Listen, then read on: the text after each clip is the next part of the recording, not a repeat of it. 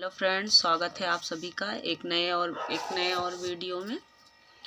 Friends, आज मैं आप लोग को बताऊंगी कि अगर आप घर पर सिलाई करते हैं तो उसकी रेट लिस्ट क्या रखें। और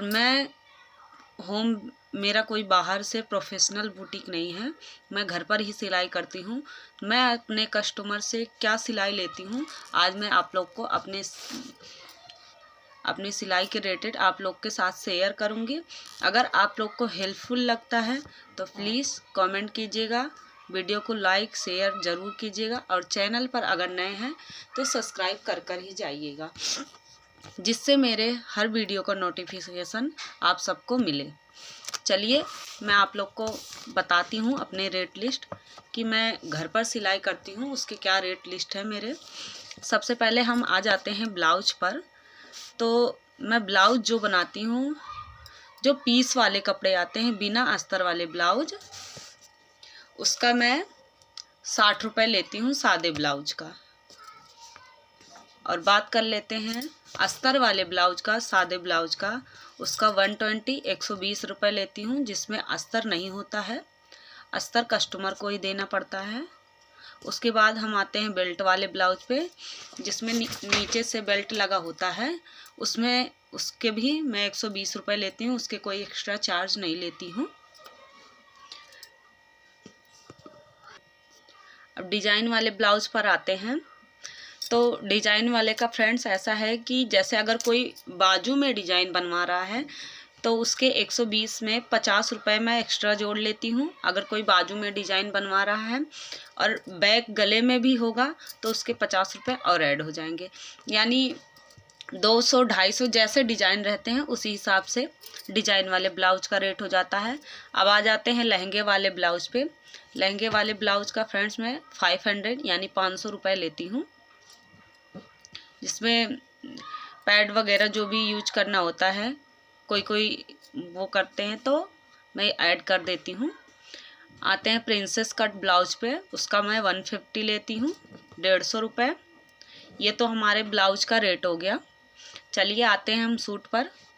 मैं आप लोग को बताती हूँ सूट का क्या रेट लेती हूँ। सादा जो सलवार कुर्ता बनता है उसका मैं 150 रुपये लेती हूँ।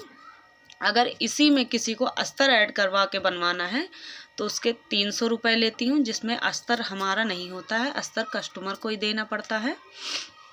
उसके बाद हम आते हैं पैंट सेट पे। आजकल पैंट सेट बहुत चल रहा है। सादा किसी को बनवाना है, अगर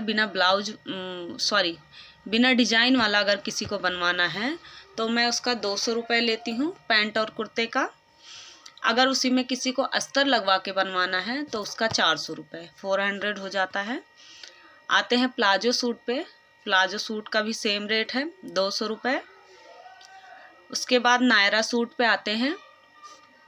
आजकल नायरा सूट भी बहुत ट्रेंड में है, आप सभी को पता होगा। तो नायरा सूट का स्टिचिंग का रेट है मेरे यहाँ 250 रुपये है। उसके बाद हम आ जाते हैं साड़ी के फॉल पे। अगर किसी को मुझसे साड़ी के फॉल लगवानी होती है तो मैं उसके 30 रुपये चार्ज लेती हूँ, जिसमें फॉल कस्टमर को देना पड़ता है। उसके बाद आते हैं पेटीकोट पर। पेटीकोट का 60 रुपये 60 रुपये है, जिसमें बिना अस्तर लगा के बनाती हूँ। उसके बाद आते हैं गाउन पर। सिंपल गाउन जो स्ट्रेट में वैसे ही बनता है उसका मैं 200 रुपये चार्ज लेती हूँ, बिना अस्तर वाले का। उसके बाद आते हैं जैसे कोई रेडीमेड सूट ला रहा है, किसी को फिटिंग करवाना है तो मैं उसका 30 रुपये लेती हूँ, अगर खाली साइड में सिलाई चलानी है तो। अगर नीचे से चौक वगैरह सब बना के पूरा तब फिटिंग लगानी है तो मैं उसके 50 रुपये चार्ज लेती हूँ। उसके बाद सेम वही रेट ब्लाउज में भी है। अगर ब्लाउज में बाजू नहीं ऐड करवाना है तो उसके 30 रुपये हो जाते हैं। अगर बाजू ऐड करवा के तब फिटिंग लगानी है तो उसके 50 रुपये हो जाते हैं। अगर किसी को बाजू अलग से खाली बाजू जुड़वाना है तो भी 50 रुपये चार्ज लेती हूँ मैं, 50 रुपये। अगर हाँ जैसे कोई सूट सिलवाया रहता है कभी और ढीला टाइट कुछ भी हो जाता है तो वो हमारे पास ढीला करवाने के लिए लेके आते हैं तो मैं उसके 50 रुपये चार्ज लेती हूँ, क्योंकि फ्रेंड्स उसमें क्या होता है कि आप फिटिंग भी लगाते हैं, उसके बाद जो पहले की सिलाई होती है उसे हमें खोलना पड़ता है, तो उसमें टाइम लगता है, इसलिए मैं उसके 50 रुपये चार्ज लेती हूँ। अगर कोई रेडीमेड नायरा सूट लेके आ रहा है फिटिंग करवाने के लिए तो मैं उसके 100 रुपये चार्ज लेती हूँ। फ्रेंड्स ये थी हमारी आज की रेट लिस्ट, और मैं आप लोग को बता दूँ ये रेट लिस्ट हम एरिया के हिसाब से भी रखते हैं। किसी का बहुत स्टैंडर्ड एरिया है तो वहाँ पे रेट ज़्यादा हो जाते हैं ब्लाउज के। हमारा उतना है स्टैंडर्ड एरिया है, पर जैसे अभी कोई घर में सिलाई करता है तो उसके रेट लिस्ट बहुत ज़्यादा हाई हम नहीं कर सकते हैं।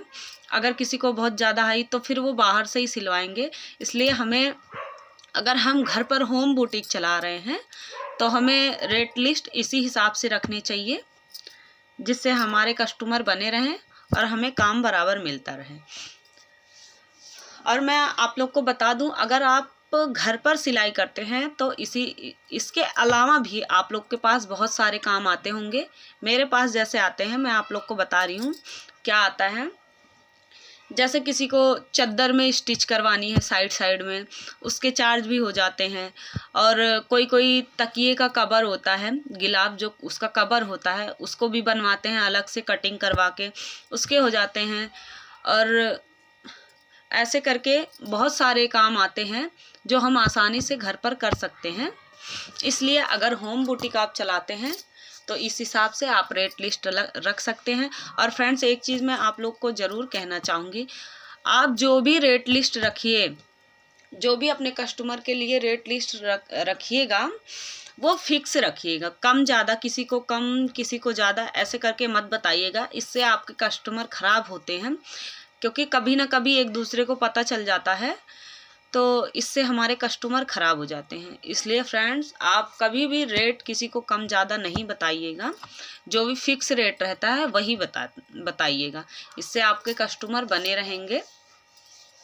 चलिए मैं इसी के साथ वीडियो को एंड करती हूँ। अगर आपको वीडियो अच्छी लगे तो लाइक शेयर कमेंट ज़रूर कीजिएगा, चैनल को सब्सक्राइब कीजिएगा और कमेंट में बताइएगा कि आप लोग को वीडियो कैसी लगी और आपके साइड में क्या रेट है किस चीज़ का, प्लीज़ कमेंट में बताइएगा। और मैंने जो रेट लिस्ट आप लोग को बताई वो सही लगी, कम ज़्यादा जो भी लगा आप प्लीज़ कमेंट करके ज़रूर बताइएगा।